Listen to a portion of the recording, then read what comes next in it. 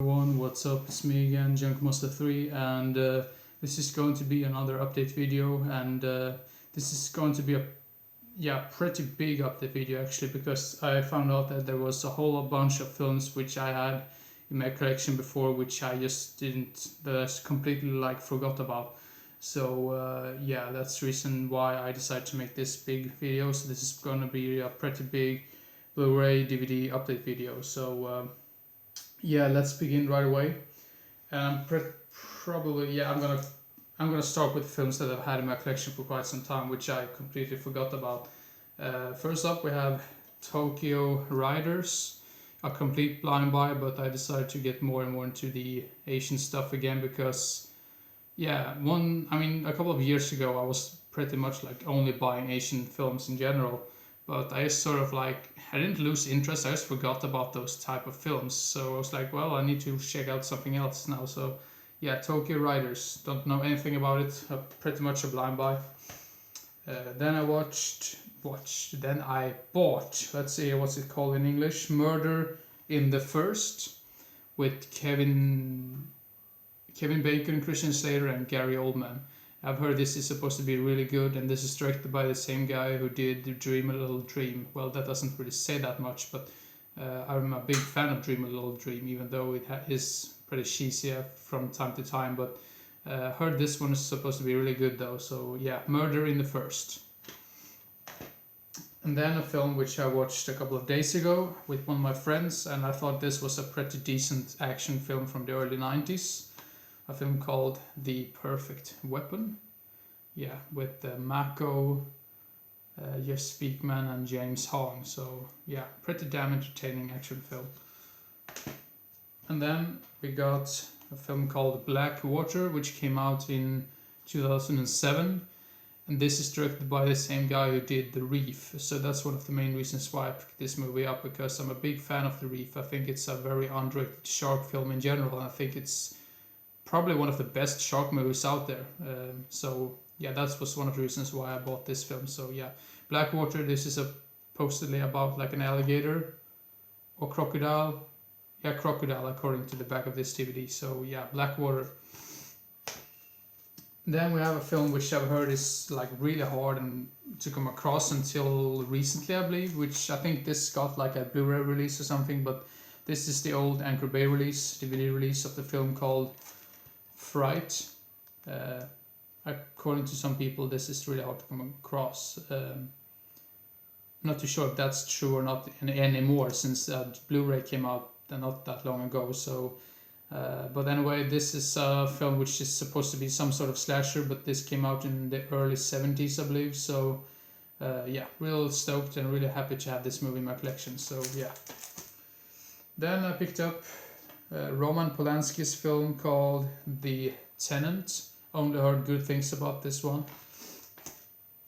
And then I picked up this one just because I wanted to have all of the films in general. I know for sure that most people say this movie is crap, but I just wanted to get it just because I had the other two. So, Creepshow 3. I got it for a pretty damn good price as well, and it's really stupid because this release of the DVD, this particular DVD, goes for really ridiculous money, and I don't really want to pay that much money for a really, really terrible film. So I got it really cheap, so that's the reason why I picked it up. Then this is a really weird DVD release, probably very early 2000s. This is a film called The Dead Men Don't Die. Just look at this. This is one of those really old DVD cases. I'm not really sure what to call these releases, or these types of releases, which had this DVD logo here on the spine or whatever. So, but yeah, some sort of a 90s horror comedy film. So yeah. And the next one is an Italian crime film, I believe, called Violent Naples, with John Saxon. So could be a really entertaining film. So yeah, need to get more into those type of films. Then I picked up a film by Sergio Martino called Gambling City. Yeah. And then some sort of documentary, I believe, about real life death called of the Dead, some sort of, basically a documentary about death in general. And now, damn, I realize that now. My case is just busted. Damn, I really need to replace that one. Shit, I really hate when that happens. And then we're gonna continue with the DVD, so we're gonna finish up with the Blu-rays, I believe. Now let's see here. The next one is Blood Punch. I basically picked it up because I saw it had the main guy from Deathgasm in it, so I was like, well, I thought I was a big fan of his performance in that film, so might be a similar film, maybe not similar film, but an as entertaining film as Deathgasm. So yeah. Then this somewhat sequel or remake or whatever hell you want to call it. I've heard it's both, but I'm not really sure. But The Town That Dreaded Sundown, the one which came out in 2014, I believe. Can't be so wrong about that, but yeah. I actually really like the first one, the original one, very like atmospheric, even though it has some really stupid parts in it as well. But I've heard only good things about this one, so yeah, really looking forward to see that. Then finally, I picked this one up because the price never seemed to go down, but yeah, now finally it did. And yeah, I picked up The House That Jack Built by Lars von Trier. I'm a big fan of Antichrist, and I really need to see Nymphomaniac as well, but that movie is so damn long that it's basically like divided into two parts. So yeah, and apparently this one is really long as well. But anyway, I wanted to see this just as fast as I saw that Lars von Trier was going to make a serial killer film. So yeah. Damn, now it's getting really fucking dark in here. I don't really know why, but now the next one is a Japanese splatter zombie comedy, I believe, called One Cut of the Dead. Also a film I've only heard good things about, so yeah.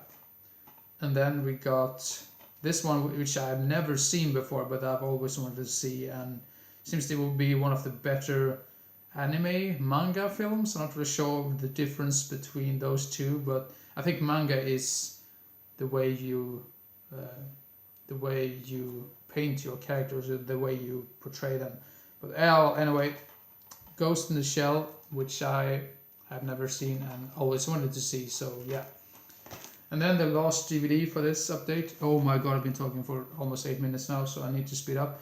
A film which one of my friends recommended to me, I believe, called The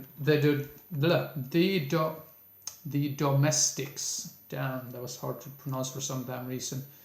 But I really like the back of this, which says, from a producer of 300 and From Dusk Till Dawn. Which is really funny.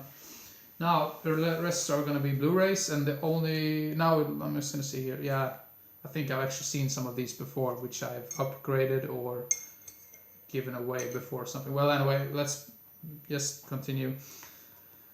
Star Time, which I thought was going to be a straightforward like slasher film, but it turned out more to be a psychological like drama film, more like that. And I think that was the main reason why I was disappointed, because everywhere I looked it seemed like it was a straightforward slasher film. So maybe if I went into it knowing it was a drama film, I would appreciate it more, but not the biggest fan of that one, to be honest. But this movie is really hilarious, and I really needed to... I basically picked up this release because it had tons of special features, and that old DVD which I had before didn't have anything except for the film itself. So yeah, The Mutilator, really like campy, funny, entertaining 80s slasher, which is, I remember correctly, this movie had some really good kills in it, but some of the acting was just atrocious, if my memory is right about that. But yeah, The Mutilator, really entertaining, 80s fun. And then we have a film which is apparently produced by Troma, called There's Nothing Out There. One of the main reasons why I picked this one up was because I heard that the director was only like 20 years old or 19 years old when he directed this, which is just amazing. I mean, I haven't seen the film itself yet, so it might be crap, but the title of the film just caught my eye and my attention, so I needed to pick it up. And then a film which I've only heard bad things about, but I was like, well, early 90s might be some really entertaining, stupid fun, so I decided to pick it up anyways. A film called Hellmaster. Really love the look of that guy on the front cover. Not really sure how well you can see him, but yeah. Apparently another film which has John Saxon in it, so yeah. Then a film which I really, really love, and I decided to pick up this Blu-ray because, once again, because of some of the special features. Yeah, Night of the Creeps. If you're a fan of 80s horror films in general and you haven't seen this one, where have you been? You really need to watch this. So yeah, Night of the Creeps, amazing, entertaining, cheesy, fun. I know I say those words all the time, but that's just how it goes sometimes. The next two are Herschel Gordon Lewis films which I've seen the remakes of, but not the original ones. So yeah, The Wizard of Gore, the remake of this. I mean, I can just judge by just watching the remake. I mean, the remake is really, really, really bad in my opinion. But then again, I've only seen it one time, and I was like, well, if this, I mean, this is just so terrible. So I was like, well, I didn't know it was a remake when I watched it. So when I found out that that was a remake of an older film, I was like, well, I need to get the older film as well. So yeah, The Wizard of Gore. Really, really cool title though. And then we have 2000 Maniacs, which was really remaked as 2001 Maniacs, which has Robert Englund in it, and I think his performance in that is really, really great. And I think that movie in general was very, very underrated.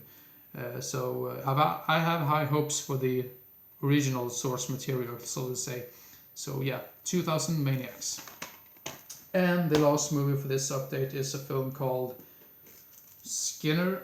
This is just a massive release. I'm not really sure how well you can see that, but it apparently comes with a booklet as well. And yeah, that's what I really love about some of these Blu-ray releases is that they have tons and tons of special features and really cool like releases in general. So yeah, Skinner, 90s slasher apparently. So yeah. So hope everyone enjoyed and didn't get bored, and hope to see you again as soon as possible. So see you next time. Bye bye.